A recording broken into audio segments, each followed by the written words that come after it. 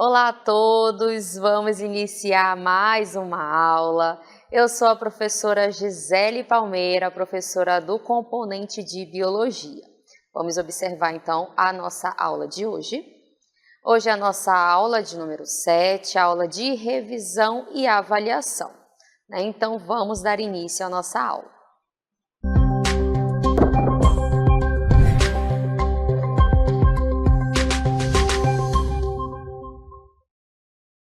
E nesse momento da aula de revisão, vamos iniciar aí relembrando alguns conteúdos bem legais de biologia. Iniciamos aí com o sistema endócrino, né? Vamos relembrar um pouquinho sobre esse sistema, vamos observar, né, como ele funciona, e aí a gente vai trazer alguns conceitos relacionados ao sistema endócrino. É o conjunto de glândulas responsáveis pela produção dos hormônios que são lançados no sangue e que percorrem o corpo até chegar aos órgãos-alvo, sobre os quais eles atuam. Então, a gente observa, né, que quando a gente fala do sistema endócrino, a gente está falando de um conjunto de glândulas, né? Então, essas glândulas, elas estão presentes no nosso corpo, né, de diferentes localizações. E o que essas glândulas fazem?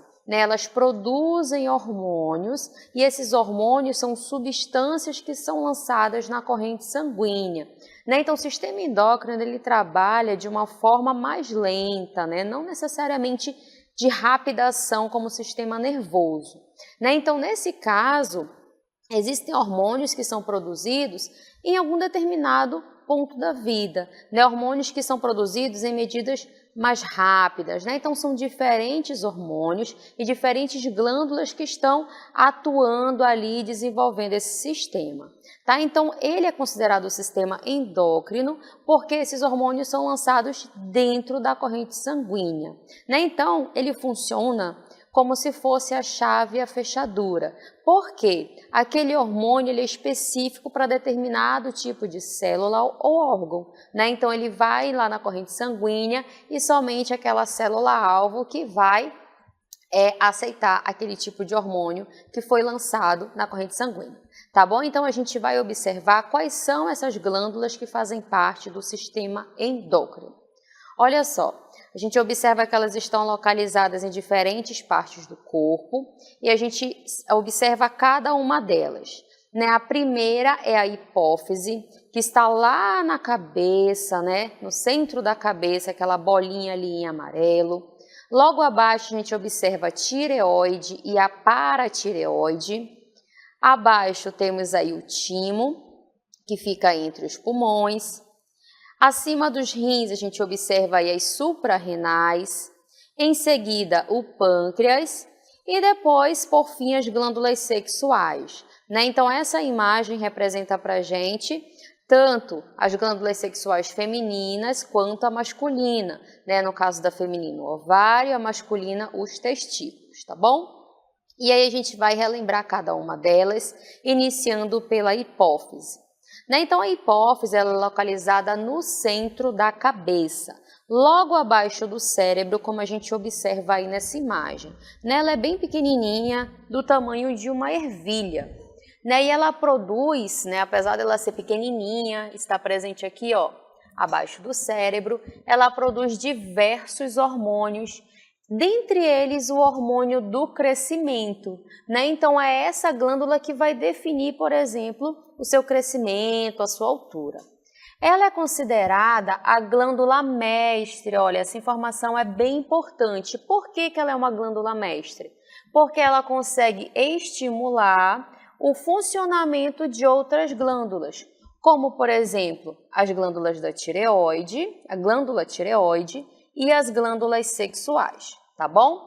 Então, quando a gente fala de glândula mestre, estamos falando dessa que fica localizada aqui, ó, abaixo do cérebro. A hipófise, ela é bem pequena, mas ela tem uma grande importância. Vamos continuar observando a tireoide. Olha só, ela fica localizada no pescoço e ela produz a tiroxina, né? Tem dois hormônios bem conhecidos, T3 e T4, que controla a velocidade do metabolismo celular. E aí o metabolismo celular também a manutenção do peso, do calor corporal, no crescimento e no ritmo cardíaco, né? Então são essas funções dos hormônios que são produzidos pela tireoide. E aí, né, existem doenças também relacionadas quando esses hormônios são produzidos de uma forma exagerada ou quando eles são produzidos de uma forma deficiente, né? Existe a falta daquele hormônio no organismo, que a gente vai observar agora. No caso do hipertireoidismo, nessa palavrinha aqui bem grande, ocorre quando o funcionamento da tireoide é de forma exagerada, ou seja, a tireoide vai produzir bastante hormônio nesse organismo e, como consequência, vai acelerar o metabolismo dessa pessoa.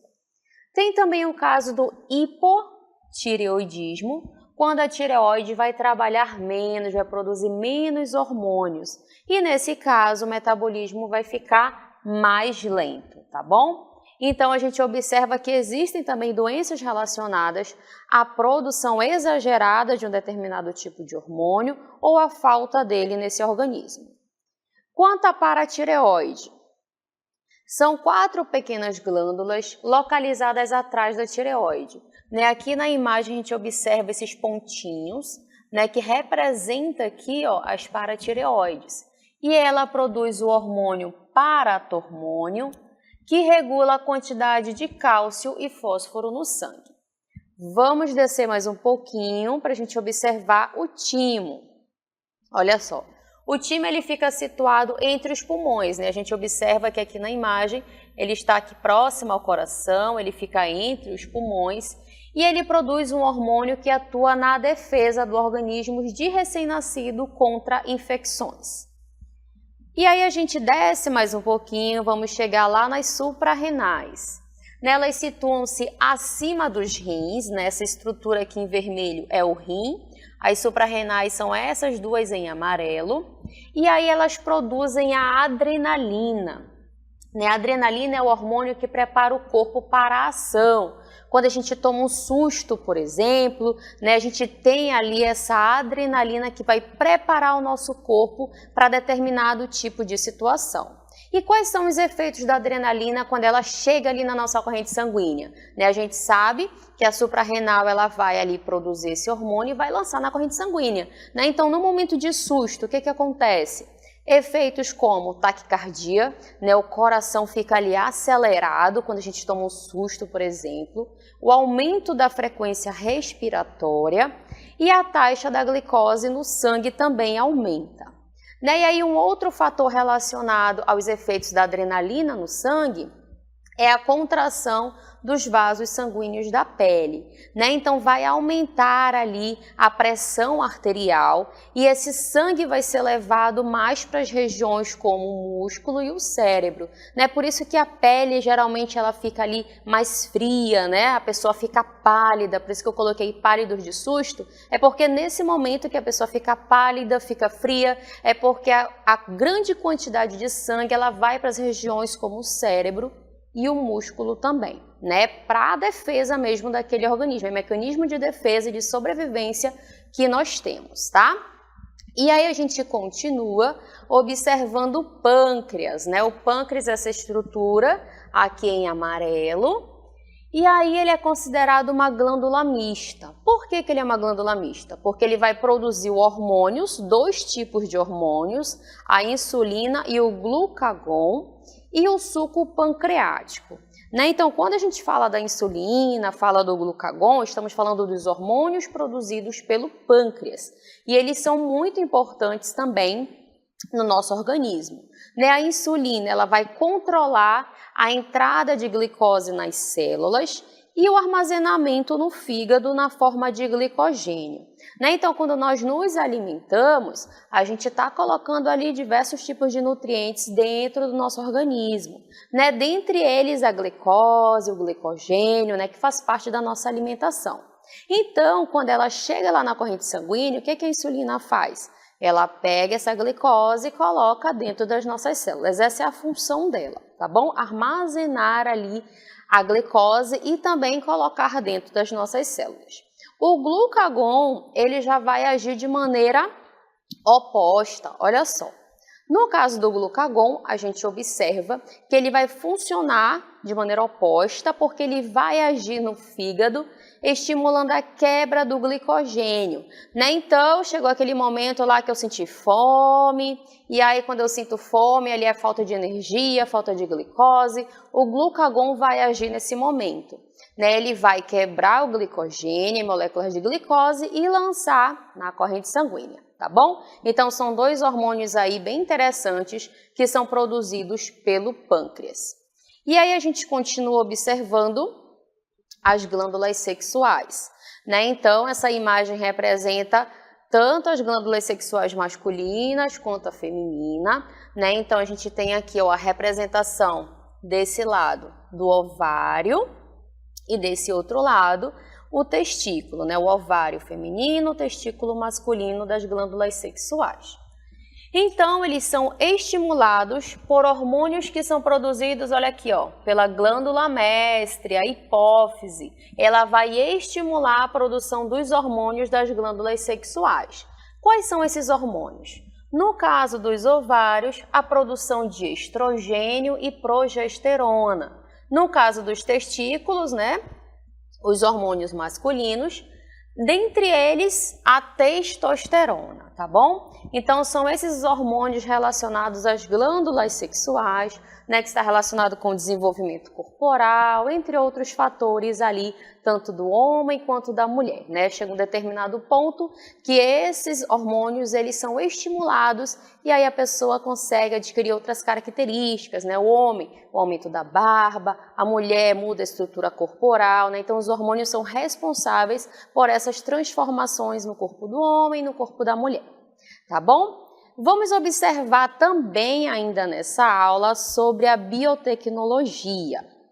Olha só, vamos mudar um pouquinho aqui o tema e a gente vai falar sobre a biotecnologia, iniciando sobre a origem dessa palavra, onde bio significa vida, tecnos remete à técnica e logos quer dizer conhecimento. Né? Então, a gente relacionando aí essas três palavras, a gente tem aí o conhecimento mais o agente biológico, né, aquele que tem vida, gerando produção de bens e serviços. E a biotecnologia, a gente consegue observar a sua aplicação em diferentes meios, tanto na medicina quanto na agricultura e o meio ambiente também. Né? No caso da medicina, existem vacinações bem importantes aí que são criadas através de estudos da biotecnologia, né, da produção de insulina, por exemplo, né, no caso de pessoas ali que têm diabetes. A insulina ela é produzida através da engenharia genética, né? Então são várias relações que a gente traz e observa da relação da biotecnologia com o processo de medicina e de saúde, né? Visando ali a melhoria das nossas vidas, né? E aí, além da medicina, a gente observa também a relação na agricultura. E aí a gente traz o conceito dos organismos geneticamente modificados, essa sigla aí, né, OGM, que é um organismo que recebeu um gene de um outro organismo doador, né? Então, quando a gente fala de organismo geneticamente modificado, a gente fala ali de duas espécies, né, nessa interação. É a alteração no seu DNA, permite que mostre uma característica que ele não tinha antes. Na natureza, elas sempre ocorreram e ainda ocorrem, né? Ocorrem ali essas alterações no DNA de maneira natural, né, que a gente chama de mutações naturais, mas tem aquelas que são modificadas no laboratório através do processo de engenharia genética, né? Então, através do laboratório é possível manipular aquela molécula de DNA, onde ela pode ser inserida uma característica, pode ser retirada uma parte dessa molécula de DNA, pode transformar ali alguns genes, né? Então é possível manipular a molécula do DNA e aí com essa manipulação criar ali novos produtos, tá? E aí a gente tem um exemplo da soja, né? A soja transgênica, que é tolerante a herbicidas. Ela foi a primeira planta geneticamente modificada, gerada inteiramente no Brasil, né? Então o exemplo aí da soja, ela é bem importante, né? Ela já vai ali crescer essas plantações que são tolerantes a herbicidas, né? Então tudo isso é para facilitar o processo de produção da soja, por exemplo, né? E mais de 90% da soja do Brasil, ela tem essa genética modificada, tá? E quanto aos alimentos, vamos observar que corresponde aos alimentos geneticamente modificados, ou seja, são aqueles em que o DNA é modificado, né? A gente viu o caso da soja, né, as plantações, a gente traz aí o exemplo também de algumas frutas que têm esse material genético modificado, que são esses alimentos produzidos em laboratório por meio de técnicas artificiais de engenharia genética. Assim, os embriões são alterados à medida em que recebem um gene de outra espécie, né? Então, por exemplo, aquelas frutas que demoram muito mais para amadurecer, ela está relacionada com alimentos transgênicos, né? Aquela plantação que ela consegue resistir à seca, está relacionado também com essa modificação genética, né? Então, tem um tipo de maçã, por exemplo, que agora, quando ela corta, ela já não escurece tão rápido, porque ela foi geneticamente modificada, né, para ela não escurecer quando ela é cortada, que é muito comum, né? A gente corta a maçã, demora um pouquinho, ela já escurece. Hoje já tem um tipo de maçã que quando a gente corta, ela não escurece com tanta rapidez como é nas maçãs que a gente conhece aí, né? Então, todas essas modificações, elas são realizadas através da engenharia genética, tá? E aí a gente vai relembrar também conteúdos relacionados às fontes de energia, né? Sabemos que tem fonte de energia renovável e não renovável. Vamos iniciar observando as fontes de energia não renováveis. A gente observa aí alguns exemplos dessas fontes de energia, que é o caso do petróleo, o carvão mineral, o gás natural e nuclear, né? Então, quais são os principais usos dessas fontes não renováveis? Na geração de eletricidade, como combustível nos transportes de cargas e de pessoas e no aquecimento de casas, né? São 3 pontos aí relacionados ao uso dessas fontes. E aí o que vai ocasionar? Impacto ambiental, né? Então algumas fontes não renováveis de energia, como o petróleo, o carvão mineral, são responsáveis por grande parte da emissão dos gases de efeito estufa, né? Então essas fontes são combustíveis e liberam gases poluentes. Essas 2 imagens mostram para a gente aí a eliminação de gases poluentes, principalmente ali aquele carro, né? O carro, para funcionar, ele precisa de combustível, precisa de gasolina, etanol ou diesel, e aí nessa reação ocorre a liberação de gases, né? Então a liberação desse gás ali é tóxico e ele vai para a atmosfera, gerando ali diferentes impactos, tanto na saúde quanto no meio ambiente. E quanto às fontes renováveis? São aquelas consideradas inesgotáveis. Essa é uma característica bem importante para a gente definir uma fonte renovável, pois a sua quantidade se renova constantemente ao serem usadas, como é o caso da fonte através da água, né, que é a hídrica, a solar, né, o sol está aí, né, todos os dias para a gente, a eólica, que é a massa de ar, o vento, a biomassa, que está relacionada ali com fatores orgânicos, como a cana-de-açúcar, a geotérmica e a oceânica, tá? Então, esses são os exemplos de fontes de energias renováveis que são consideradas inesgotáveis e também uma energia limpa. E a gente vai observar que as fontes são limpas porque elas emitem menos gases do efeito estufa que as fontes fósseis, né? Como a gente observou anteriormente. Por isso, estão conseguindo aí aumentar, né, a sua inserção no mercado brasileiro e mundial, até para reduzir todo esse impacto ambiental que são ocasionados pelas fontes fósseis. Né? E aí a gente trouxe um exemplo relacionado à fonte de energia renovável, né, que é o caso da utilização da água nas usinas hidrelétricas. Né? Então, as águas, a gente observa aqui nessa imagem, ela tem um reservatório, né, e a força dessa água, ela vai aqui passar por essa usina, e aqui a gente observa uma turbina, né, então o movimento da água vai gerar essa turbina e vai transformar aqui, ó, a energia de potencial da água em energia mecânica, que é o movimento da turbina, e por fim esse movimento vai gerar a energia elétrica, tá bom? Então, ela é considerada uma fonte de energia renovável, porque é uma energia limpa, né? Não vai estar lançando aí ao ambiente gases poluentes, mas todo tipo de fonte de energia tem os impactos positivos e negativos. Né? No caso da usina hidrelétrica, tem um impacto ambiental no seu processo de construção e social também, tá bom? E aí eu espero que vocês tenham compreendido esses conteúdos que foram revisados junto com vocês.